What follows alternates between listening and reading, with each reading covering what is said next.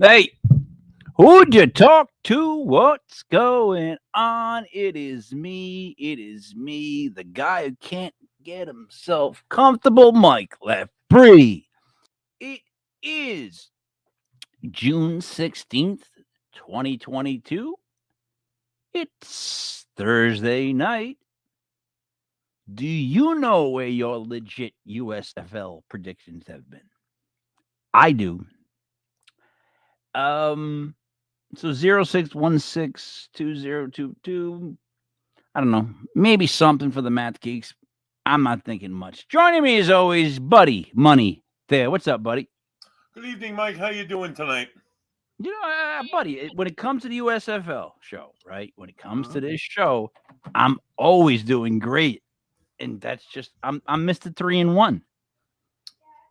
That's cool, Mike. That's I unfortunately went 1-3 and picked all the favorites and ate a big pickle that was very sour, and I didn't like the taste of it at all. But unlike that, I do like the taste of this evening. I'm still drinking Music Express IPA from Narragansett Brewery right here in Little Rhode Island. It's very delicious. It's a nice, smooth 6.3% alcohol by volume, very easily to drink. Just Very, delicious. very, very, very easy to drink. Very easy to drink, Mike. Very easy to drink. Yes. Yes. Um. Don't forget, I am the nuanced street scholar. So if Hey, I have Mike. to if I have to correct you on your mispronunciation, wrong wording, I have to fill it in now. I have to fill in the role. It's you So now who does that, right? yeah, it's fallen yet another thing to fall upon my shoulders. That's just the math. So let's go over the first. Let's go over the four games. So Please. I can tell you why Vegas tricked you because Vegas. I'll be Vegas honest. is terrible, to buddy. I didn't. I did not look at your picks. Made my picks, and then started to put them on your update page, and I was like, "Oh man, he Yeah. picked the complete opposites." And I'm like, some of them are all right. We'll go over them because that's the only way for me to hold on. Let me pull these up because it's the only way for me to like explain to you. I don't know what you were thinking. Right. I honestly, on a few of them, I was like, should I? And then I'm like, yeah, it'll be safe. And it wasn't safe. So here we go. The reason I was having those feelings was probably because I was not making the right picks. But Here we go. Here we go. First one was the Generals against the Panthers. The Panthers, yes. Now, Son of a bitch, Michigan. Generals are 8-1. Panthers are 1-8. Right. Right. Here's how I saw this. Panthers have been playing better lately. They just have. They've been in games. They're playing better. Right. Right. The Generals. That's the second best running back in the USFL. The Generals are, been playing a little bit clunky. But they're winning. They're still winning. No, a little clunky, but they're winning. You're 8-1. They're not clunky, Mike. But go on. All right. But all right. They only beat the Mauls by 11. But all right. So, anyways, I like the Panthers to stay in this. And then what was the spread, buddy? Oh, it was like 7.5. I want to say. Ridiculous. It was ridiculous. It might have been 8.5 if we're being honest. It was. It might be 8.5. It was It was the second to worst spread of the week. It was Vegas trick. It was a Vegas trick. But I don't like they played on the fact that I don't like Michigan too, and that just hurt me even more. But it made him. I know, but it made it say that the Generals were not only better than a touchdown, they were better than a touchdown with the 2-point conversion, 8, and then more. The Generals actually had a really good game. Their quarterback Louis Perez, he threw for 92 yards. He had a touchdown pass to his tight end. Their wide receiver, Eccles Looper, it's a hyphenated word name. He had a rushing touchdown, and they had 3 interceptions. So they're clicking on passing, they're clicking on rushing, they're clicking on defense. Mike, they're kind of like the next in the bag of chips in the USFL right now. And you know what? I'm not saying that. I'm just saying. I thought they could put up at least a touchdown No, I think difference. the Panthers team is that I Panthers don't team. like, and I don't like Michigan teams. So it's just I know I went with that hatred for that I'm big gonna yellow say M. It gives me the shits. I can't embrace anything from Michigan. plus I hate to give Fisher any credit, Right. but the coaching helps. All right. So I got that one right. I took the Panthers, you took the Generals. We move on. All right. We go on. The Gamblers and the Stallions. The second worst point spread. The first worst. This point spread I didn't understand you taking. It was like 12.5 or something ridiculous. And I'm not going to say it because I can't back it up, but I actually had the cojones to say that our Gamblers were going to win it outright, but I didn't want to put that. But I thought it, and I wanted that to be our whatchamacallit. Our like I just wanted that to be a moment because I got to send him an invite right now. But Joey Paranormal bought and got in his Gamblers jersey. You got number 22, right? I think you got the running back. Yeah, but I mean, look, that's a team we wanted to back. Right. And it's just great that he got the jersey in. So it's like the Gamblers did something that they haven't been able to do the entire season. In the last 2 minutes of the game, not only did they not shit the bed and lose the game, but they intercepted the ball in the end zone and won the game against the number one team in the USFL. Their defense, like 2 or 3 interceptions, a couple sacks. They have the highest, the guy with the most tackles in the league is on the Gamblers. Their defense is stellar. Their offense ended up going with Kenji Behar. He's their new quarterback. He came to town. He showed up. He threw a touchdown pass to Isaiah Zuper. Gamblers had them look shook though, and gave them the lead. They look that defense is something special. If their offense could get it together, they could like make the same plays that they make in the end of this game that they made in every game where they screwed up at the last 2 minutes. It could be a completely different season for the Gamblers. They had the Stallions scared. Like it looked like a weird game. Like the Stallions are undefeated and the Gamblers were just punching them in the mouth. And I'm like, yeah, this is going to be a great game. And then what's funny is towards the end of it, I realized that you had taken the Stallions, and I realized that the ridiculous spread that you had actually taken them at 12.5. Wow. Yeah, I know. I was expecting the Gamblers to shit the bed, but I had a feeling about that new quarterback. I thought he was something special the week before that, and I don't. I think you expected the Gamblers to lay down because their season's over. But what you got to understand is, and what I'm realizing is, none of these teams are laying down or going to play like their seasons are over because they don't give a shiznizzle about this season. Right. This is like a showcase. You know what I mean? They're trying to get an NFL job, so they're going to play hard all the way down. You know what I mean?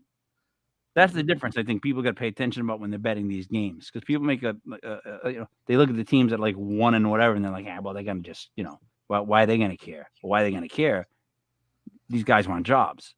And then again, these guys who are 1-7 or 1-8, whatever their record were, they're so close to like not having that record. They're so close to winning these games, some of them, and it just sucks that they couldn't pull the trigger in the end, but they finally did. So I mean, good for the Gamblers, right? And unfortunately, they outright beat the team you had by 12.5. All right, I won't keep rubbing that one in, but that's a big spread. Right. Bandits. Here's one that you got right. I got wrong. Right. Bandits, Breakers. 4-5 Bandits played the 6-3 Breakers. Breakers won 17-6. I took the Bandits. The point spread was what, 3.5? I don't know, something like that. 3.5. Yeah. The Breakers scored. All 17 of their points within the second quarter. And then they had a new quarterback starting. don't know if I have. I don't, Zach Smith. He was from Tulsa. Anyway, so he started over. I think it was Cookers or Corkers, and they sat him down. Who he's been kind of like he's been okay, but he's had a lot of interceptions as of late. So they started this guy. He was playing well, put 17 points on the board, and then he had an upper forearm injury. He went down. They put Cookers back in, scored no points, but then the Bandits could only put up 6 points, so that wasn't a problem, and they ended up winning the game. While yes, they did win and cover the spread and all that this week, last week I don't know what they're gonna do in the future. Let me ask you this: did you see this game more as New Orleans just taking from a team that's falling apart whatever they could and getting out of there with a win, but not New Orleans, very confident. New Orleans, if you will, Mike. Eric New Slaughter's Orleans. he's the top passer in the league right now. And still, even though he got benched, they have a really good running game. They have a really good defense, and the Bandits have been like they've been beating the bad teams, but they really can't beat the good teams. And they lost themselves out of the playoffs this week. So. Boo-hoo to the Bandits. Right. All right. Last game, another one that I liked, I took, and I don't know, the Stars, the Philadelphia Stars at 6-3 against the Pittsburgh Maulers at 1-8. What was the spread, buddy? It was. I think it was 5.5. I'm not even close. They won by a point. It was definitely a good spread, a decent spread, near a touchdown type spread. Yeah, that I remember. And the Stars have won 4 games in a row. They've had a pretty hot offense. They were playing the Maulers. You know what, though? The Maulers, right? The last few games on Maulers, they just banged. They lost by 10 to the Stallions, and they lost by 11 to the Generals, the 2 best teams in the league. But they put up points.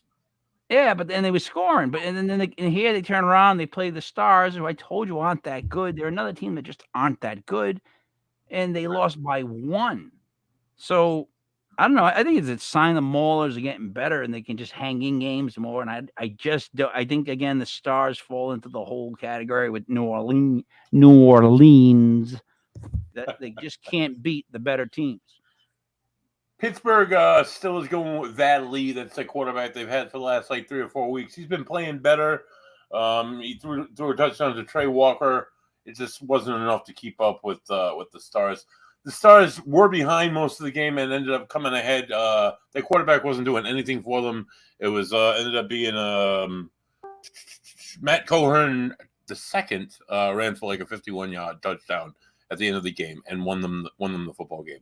But that sealed their deal, and they made the 4th seed in the playoffs, and by barely beating the Maulers, which is I don't like their odds for the playoffs if they can barely beat the Maulers. Yeah, this is true. It's going to come down to matchups in the playoffs. It's going to come to who plays who. And that's what's going to happen in this. But all right, let's go over week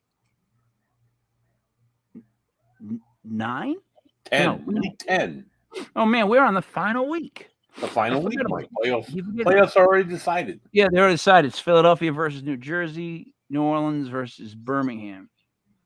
Yes. Wow. New Orleans versus Birmingham. Philadelphia won. Look, Philadelphia, New Jersey, New Orleans, and Birmingham, and then Philadelphia. Philly and one of these things is not like the other. One of these things is not the same. One of these things is doing his own thing. Can you tell me before my song is done? Before my song is done. Buddy, which of these 4 teams does not belong in these 4 teams? Is it the Birmingham Stallions? Is it the New Jersey Generals? Is it the New Orleans Breakers? Or is it the Philadelphia Stars? Buddy, for $500. I'm going to go with, and I think you'll be happy with this pick, Mike. The Philadelphia Stars do not belong in this mix. While they have been winning a little bit lately, they're just lackluster offenses, and their half-ass defense is not going to get them in the beyond like a winning record in the USFL. No one's calling them impressive. I'll tell you that much. No, and you hate Philly, so I think Philly is the best choice here. All right, let's go with this last final weeks of picks. So, buddy, if we've gone through 9 weeks, 9 times 4 is 36 for the math. We have 36 picks we've made. What is my record, buddy? Remember I tried to tell you it was 25-11? 25-11, Mike. There it is. I'm 25-11 on the year. And you're, I think, I want to say 17 and whatever the difference is there. You might be like, you might be close to,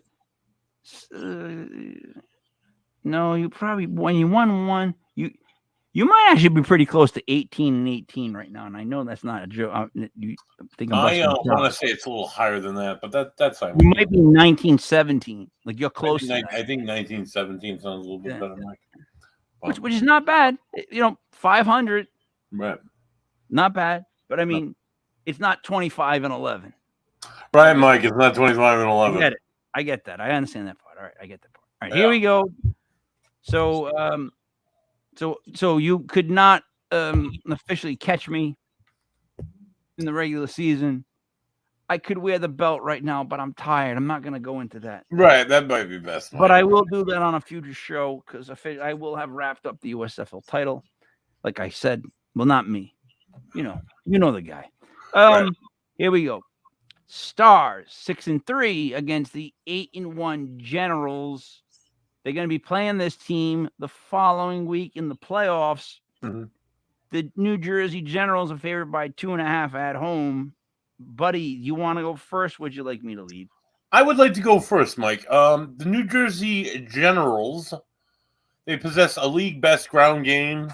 They can eat up some clock. They will face the Stars defense that is surrendering the most yards on the ground.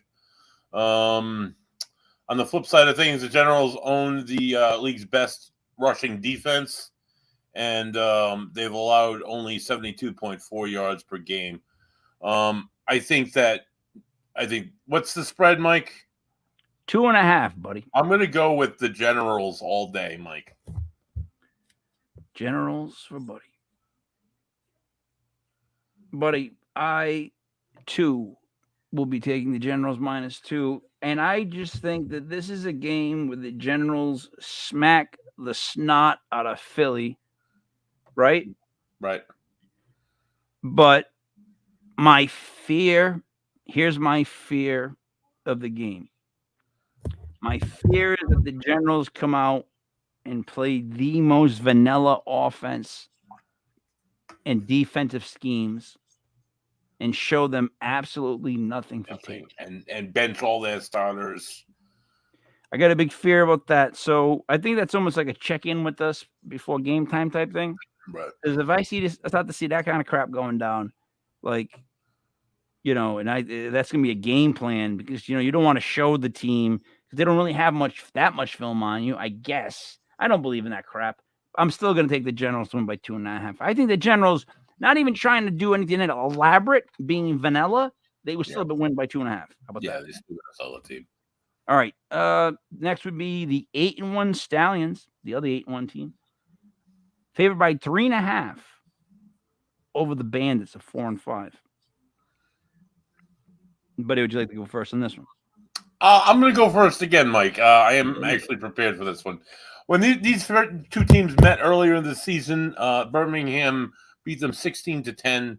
Tampa Bay has steadily fallen apart since then. The Bandits, while they got beat by the Gamblers last week, I think they come out and they take one last dump on the Bandits and end the season. So I'm going to go with the Stallions again.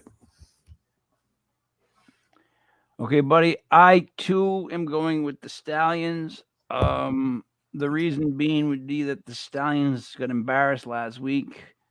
And they have to be able to beat up on the Bandits, hold them to low points, and get some sort of offense this week. Mm-hmm. So I will take the Stallions minus 3.5. All right. Let us voyage into the third game. Buddy, the third game would be the New Orleans Breakers favored by 3.5 over our Houston Gamblers. Now, would you like to go first or would you like to go second? Why don't you go? Why don't you go first this time, Mike? Thank you. Now, New Orleans has been playing what seems to be good as of late because they're 6-3, but they're such a Jekyll and Hyde team that mirrors Philadelphia. It's crazy. But I think Philly is a worse team. I think New Orleans can be a better team, but I still think they're a bit fluky. And I think the Gamblers, coming off last week's victory, stick with the Breakers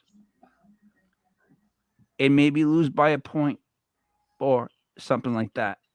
But I'm going to take the Gamblers plus 3.5 against the Breakers. Go ahead, buddy. All right. So I find I didn't expect you to make the pick that you did, Mike. The Gamblers they handed the Stallions that first defeat with the guy who has the most tackles in the league, the guy who has the most interceptions in the league, the guy who has the most sacks in the league, one of the best defenses in the league. While their offense has been lackluster and unable to fire that last shot at the end of the game and make it, their new quarterback seems to have pulled through for them against one of the best teams in the league. With their upset last week against the Stallions, who are a team who always always found a way to come through in the end, and the Gamblers always a team to not find a way to come through in the end. They flipped it up. I want to say that I'm going to go with the Gamblers. I want to say they're going to at least keep it close. If they don't win outright, I think they'll still win with the point spread. So I'm going to pick the Gamblers, Mike. So you're going with me on that? Yes. Okay. Last game of the regular season, the 1-8 Panthers are favored by 2.5 over the 1-8 Maulers. Buddy, would you like to go first? Or would you like me to go? I'm going to go first, Mike. Just so you can't say I followed you throughout every game. Although I picked first and first, but anyway, I'm gonna go first. Right. Michigan, while they suck, and I hate all Michigan teams, they do own the second best rushing attack in the USFL with 141 yards per game. Against Pittsburgh, with a defense who allows the most yards on running. The second most. They allow the second most. They allow 135 yards per game. Pittsburgh is absolutely terrible. Ted Van Zolle, he's trying. He's got a team to work around. I'm going to pick Michigan. I'm going to say they're going to go ahead and win this one. Even though I hate Michigan and it pains me, and I'm going to have violent diarrhea later because I picked Michigan, but I'm going to pick Michigan. All right, so here's my thing with this. I think the point spread is actually too high. Like, I think this game ends up being like 10-9 because these two teams, right? They're balls. But I have, if I gotta, like, when you have to pick out a trash, right? And you're picking out a trash, you take the shiniest object, the best team, period. And the Panthers are definitely a better 1-8 team than the Maulers are. You know? Yeah, and then the Maulers are the worst team in the league. I actually think the Panthers could beat like the Stars on a good day.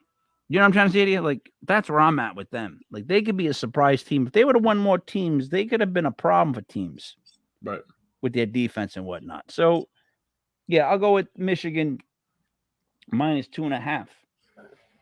Michigan ended up getting the poop end of the stick this season. They had the number one pick in the draft, and they picked Shea Patterson, and he was supposed to be like really good, and he really wasn't. They ended up with a good running back, fortunately, and they ended up with a decent defense and a not too bad of a coach. But they're a Michigan team, and they're just bound to be awful anyway. So, well, it's hard to make like a coaching like presence felt in such a short time. You know what I mean? Like, right. He's helped in games. He's kept them in games. I definitely know that. Right, but I mean, they only had 2 weeks to prep between draft and opening day, so that couldn't have been easy either. No, definitely getting things rolling. I mean, the Stallions weren't picked. The Stallions were going to be picked to be like the last team in the league, I think, and they ended up being almost the best. So that's that's pretty something. This league has been.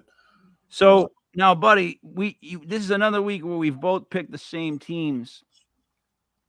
If I were to go 4-0, I would be 29-11.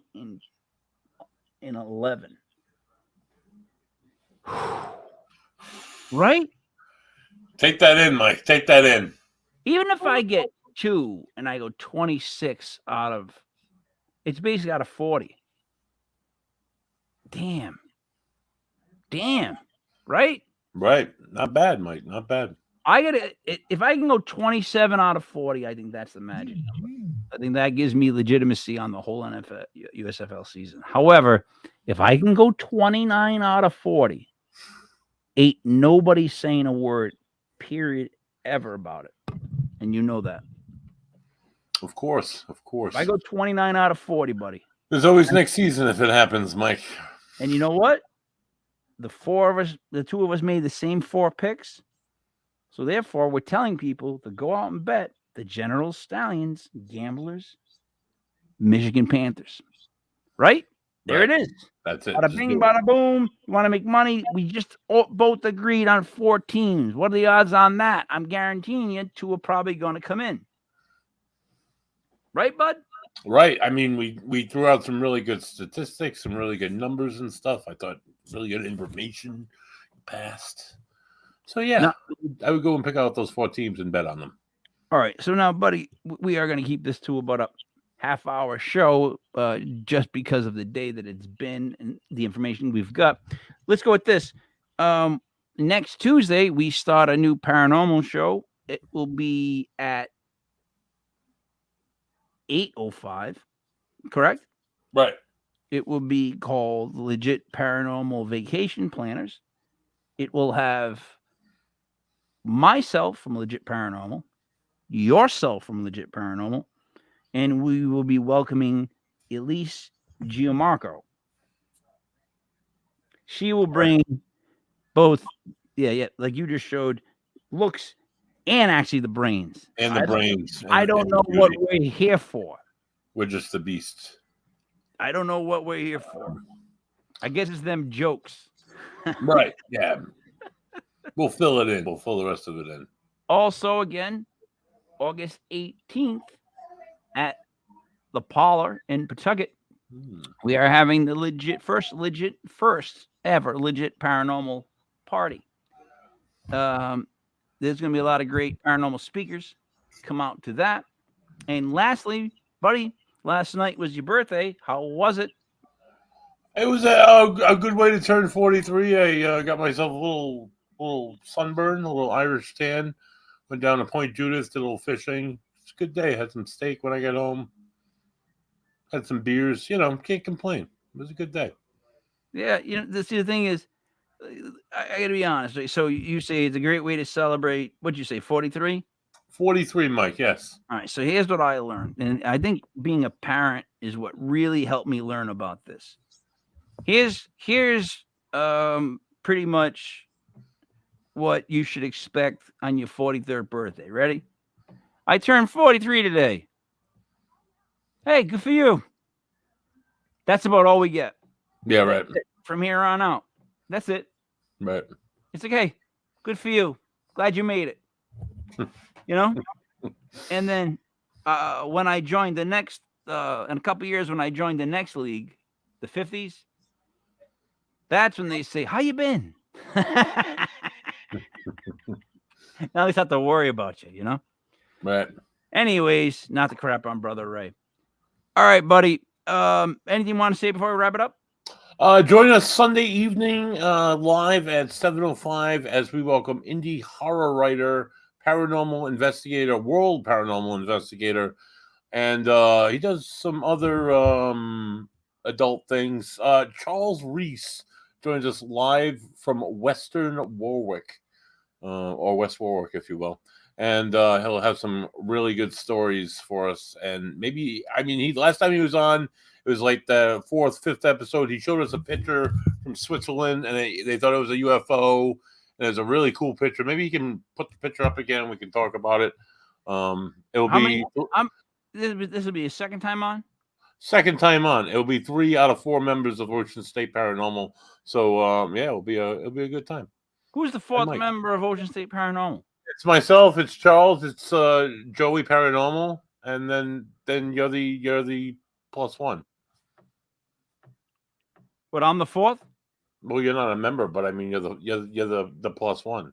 3 Why members. Why am I not a member? I don't know, Mike. Because I don't know. Why would you not offer me an honorary membership? We'll have to get you a T-shirt, Mike. I don't know. Why would you not want me to be a member? Why? Because I'm not going to go on all the things. I'll be the guy back at the headquarters, drinking the beers, making sure that the red phone doesn't ring. Right, exactly. You undervalue what I bring. I do, Mike. All right. Well, so for Buddy Money, there for me, Mike Lepre, the Nuance Street Scholar King Michael. This was Legit USFL, brought to you by legitpodcast.com. We will see you again soon. Check out the shows on Sunday